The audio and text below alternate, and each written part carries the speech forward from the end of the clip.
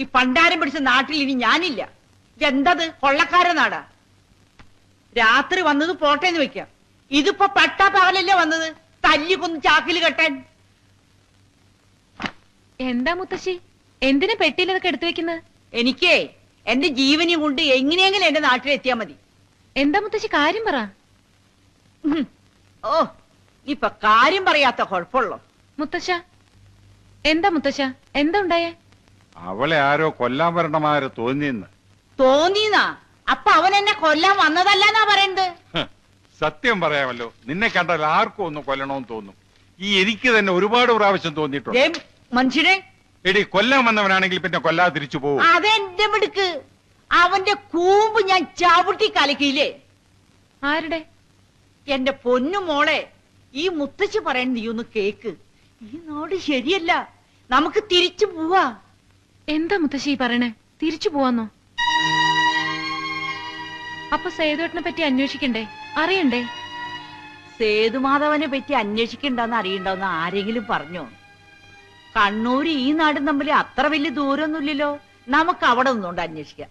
പോരാ, സേതുവേട്ടനെ പറ്റി എന്തെങ്കിലും അറിയണമെങ്കിൽ നമ്മൾ ഈ നാട്ടിൽ തന്നെ നിൽക്കണം. മുത്തശ്ശിക്ക് ഇനി പേടിണ്ടെങ്കിൽ ഒരു കാര്യം ചെയ്തോളൂ, മുത്തശ്ശനെയും കൂട്ടി പൊക്കോളൂ. എനിക്കിവിടെ ആരും കൂട്ട് വേണമെന്നില്ല. എന്റെ ഏട്ടനെ പറ്റി അറിയേണ്ടതൊക്കെ അറിയാതെ ഞാൻ ഇവിടുന്ന് മടങ്ങുന്ന പ്രശ്നമില്ല.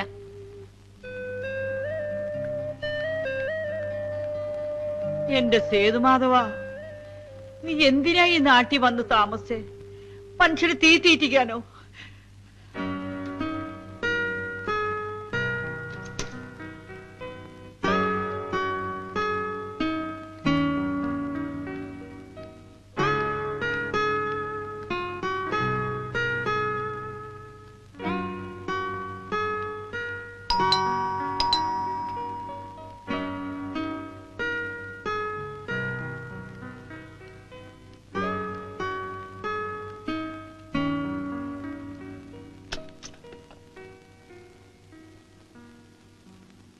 ആരാ?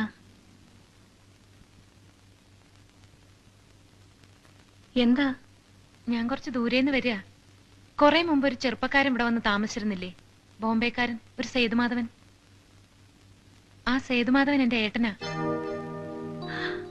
സേതുവിന്റെ സിസ്റ്റർ മായ എന്നല്ലേ പേര്? അതെ.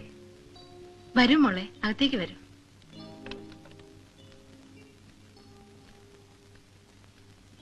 എപ്പോഴാ വന്ന ബോംബെന്ന്? 2-3 ദിവസമായി. തനിച്ചാണോ പോന്നേ? കണ്ണൂർ വരെ തനിച്ച്. അവിടുന്ന് ഇങ്ങോട്ട് മുത്തശ്ശനെയും മുത്തശ്ശിയും കൂട്ടി. എന്താ വിശേഷിച്ച്? ഒന്നുമില്ല, സേതുവേട്ടൻ താമസിച്ചിരുന്ന നാടല്ലേ, അതുകൊണ്ട് കുറച്ചുനാൾ ഇവിടെയും കഴിഞ്ഞിട്ട് പോവാന്ന് വെച്ചു. മോളിരിക്ക്. അമ്മച്ചി എനിക്കൊരു ഉപകാരം ചെയ്യണം. ഇത് സേതുവേട്ടൻ ഇവിടെ ഉണ്ടായിരുന്നപ്പോ എനിക്ക് എഴുതിയ ഒരു എഴുത്താ. ഇതീ പറഞ്ഞിരിക്കുന്ന ആളെ അമ്മച്ചി അറിയോ?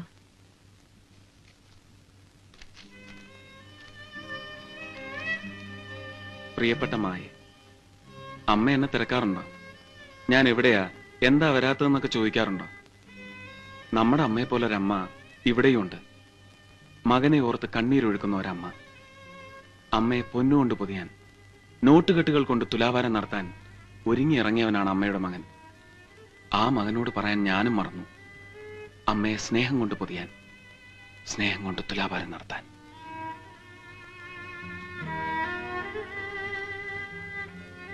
സേതു ഈ എഴുതിയിരിക്കുന്നതൊക്കെ ഞങ്ങളെ കുറിച്ചാ, എന്നെ എന്റെ മോൻ ആൻഡ്രൂസിനെയും കുറിച്ച്. എന്താ മോളെ? ആൻഡ്രൂസ് ഇപ്പൊ എവിടെയുണ്ട്? ബോംബെയില്. മോള് കണ്ടിട്ടുണ്ടോ അവനെ? ഇല്ല. എങ്കി വരൂ. വരൂ മോളെ.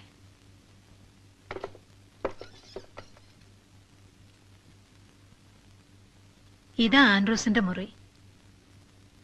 സേതു താമസിച്ചിരുന്നതും ഇവിടെയാ.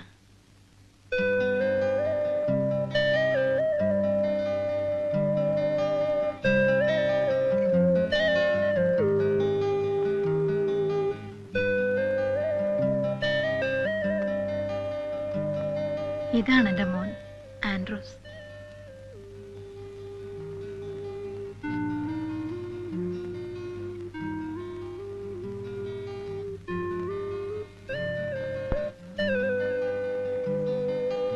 ആൻഡ്രൂസിനെ കൂടാതെ ഏട്ടന് വേറെ ആരെങ്കിലും ഫ്രണ്ട്സ് ഇവിടെ ഉണ്ടായിരുന്നോ? ഇവിടെ അങ്ങനെ സേതുവിന് ഫ്രണ്ട്സ് ഉള്ളതായിട്ട് അറിയില്ല. ലൈബ്രറി പോകും ദിവസവും. അവിടുന്ന് വന്ന മുറി അടച്ച ഒറ്റ ഇരിപ്പാ.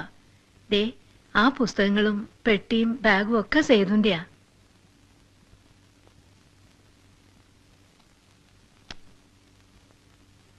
പോകുമ്പോ ഇവിടെ വെച്ചിട്ട് പോയതാ. എന്തും പറഞ്ഞ സേതുവേട്ടൻ ഇവിടുന്ന് പോയത്? ഉടനെ മടങ്ങി വരുമെന്നും പറഞ്ഞ്.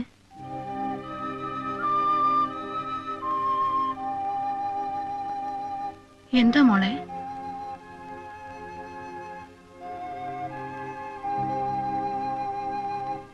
സേതു ഇവിടുന്ന് അങ്ങോട്ട് വന്നില്ലേ? ഇല്ല. പിന്നെ സേതുവേട്ടൻ മരിച്ചു അമ്മച്ചി.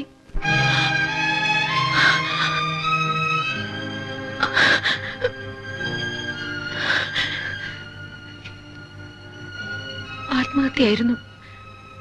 ഇപ്പോ 1 വർഷം തികയാൻ പോണു. എന്തിനാ മോളെ, എന്തിനാ സേതു അത് ചെയ്തത്? എനിക്കും അത് തന്നെ അറിയേണ്ടത്. എന്തിനാ എന്റെ ഏട്ടൻ ആത്മഹത്യ ചെയ്തതെന്ന്.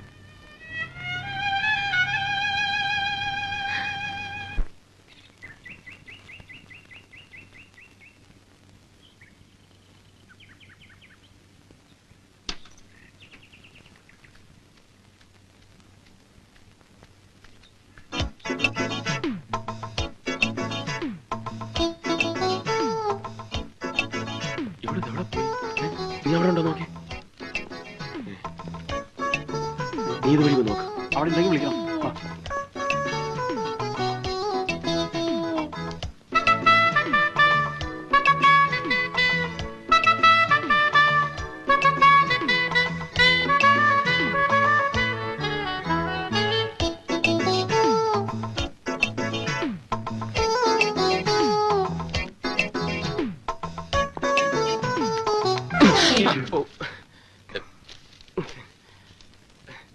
സോറി.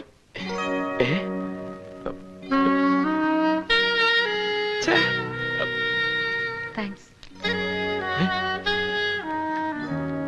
എന്തോ സംസാരിച്ചു.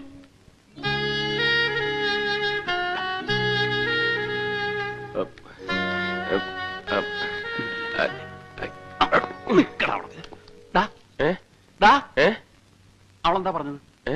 അവളെന്താ പറഞ്ഞതെന്ന്? I love you. Excuse me, ഈ പുസ്തകം ആരാ എടുത്തിരിക്കുന്നതെന്ന് എനിക്കൊന്ന് അറിയാൻ പറ്റുമോ?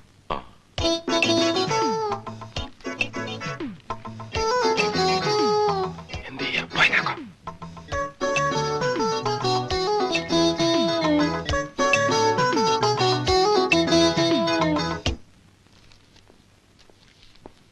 ഇതൊരു സേതുമാധവന്റെ പേരിലുള്ളതാ. എന്താ? ഞാൻ സേതുമാധവന്റെ സിസ്റ്ററാ. പേര് മായ. ഏട്ടൻ മരിച്ചുപോയി. അതുകൊണ്ട് മെമ്പർഷിപ്പ് ക്ലോസ് ചെയ്യാൻ എന്താ വേണ്ടത്? കുട്ടി തന്നെ ഒരു റിക്വസ്റ്റ് എഴുതി തന്നാ മതി. പിന്നെ എനിക്ക് ഈ സേതുമാധവന്റെ കൂട്ടുകാരെ ആരെങ്കിലും ഇവിടുന്ന് കാണാൻ പറ്റുമോ? അതിന് ഈ സേതുമാധവനെ തന്നെ എനിക്ക് പരിചയമില്ലല്ലോ. പിന്നെങ്ങനാ? ഇതാ ആളുടെ ഫോട്ടോ. വെളുത്ത് നല്ല ഉയരം ഉണ്ടായിട്ടാ. ധാരാളം വായിക്കുമായിരുന്നു. പിന്നെ ബോംബെ യൂണിവേഴ്സിറ്റിയിലെ ബോക്സിംഗ് ചാമ്പ്യനൊക്കെ ആയിരുന്നു. അങ്ങനെയാണെങ്കിൽ ക്ലബിലൊന്ന് അന്വേഷിച്ചു നോക്ക്. ചിലപ്പോ അവിടെ ആരെങ്കിലും പരിചയക്കാർ കാണും. ശരി.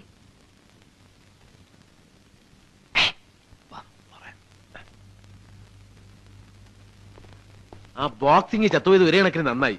ഒന്നുമില്ലേ ധൈര്യമായിട്ട് അവളുടെ പുറകെ നടക്കാമല്ലോ. എനിക്കൊരു ഐഡിയ. എന്താ? അവളുടെ ചത്തുപോയ ചേട്ടന്റെ കൂട്ടുകാര് നമ്മളാണെന്ന് അങ്ങോട്ട് കാച്ചിയാലോ? വേണ്ട വേണ്ട, നീ ഇന്നലെ ഒരു കാച്ചിന്റെ ക്ഷീണവും കിതപ്പൊന്നും ഇതുവരെ വിട്ട് മാറിയിട്ടില്ല. മഹാദേവ, നമ്മുടെ കയ്യിൽ ഗ്ലാമർ ഉണ്ട്.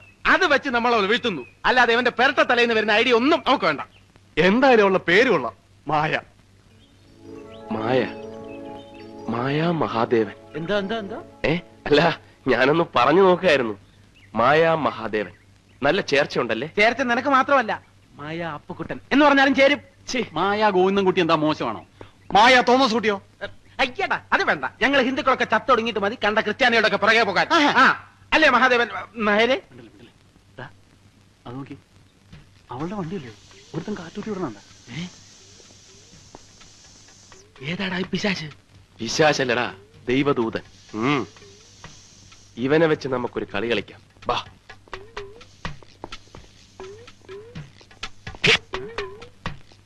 എന്താ കാറ്റ് കുത്തിവിടുന്നത് ചേട്ടന്റെ ഒരു ഹോബിയാണല്ലേ? അത് ചോദിക്കാൻ നീ ആരാടാ? എടാ പന്നി, തെണ്ടിത്തരം കാണിച്ചിട്ട് ഇന്ന് ഷൈൻ ചെയ്യുന്നു.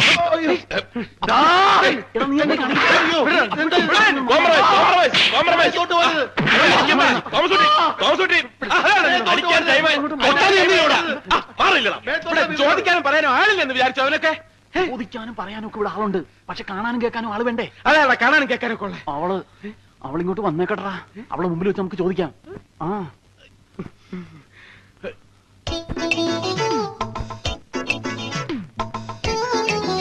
വരുന്നുണ്ട്. ഇടി തുടങ്ങിക്കോ, ഇടി തുടങ്ങിക്കോ. ഇങ്ങനെ എടുക്ക, ഞാൻ തന്നെ അയ്യോ, നീ കാറ്റ് കുത്തി വിടുവല്ലേടാ? ഞങ്ങളൊക്കെ ഞാനിത് ഒരേ അടിച്ചിട്ടില്ല. രണ്ട് വീട്ടിലും കാശ് ഊതി നിറച്ചിട്ട് നീ മതി. അവനെ ഊതാനല്ലേ പറഞ്ഞത്? കാണാൻ കൊള്ളാവുന്ന പെൺകുട്ടികൾ വണ്ടി കൊണ്ടുവന്ന് വെക്കുമ്പം അതിന്റെ കാറ്റ് തുറന്നു വിടുന്നത് ഇവന്റെയൊക്കെ സ്ഥിരം തൊഴിലാ. ഞാൻ ഊതിക്കടാ. തിരിഞ്ഞു നോക്കാണ്ട് ഊതടാ നീ. ഇയാള് വണ്ടിയുടെ കാറ്റൂരി വിട്ടു, ഞങ്ങള് കണ്ടില്ലായിരുന്നെങ്കിൽ. ഒന്ന് മാറിയുന്നേ, കുട്ടി ആളെ ഒന്ന് കാണട്ടെ. അയ്യോ, അപ്പൊ ഇതാരുടെ വണ്ടി?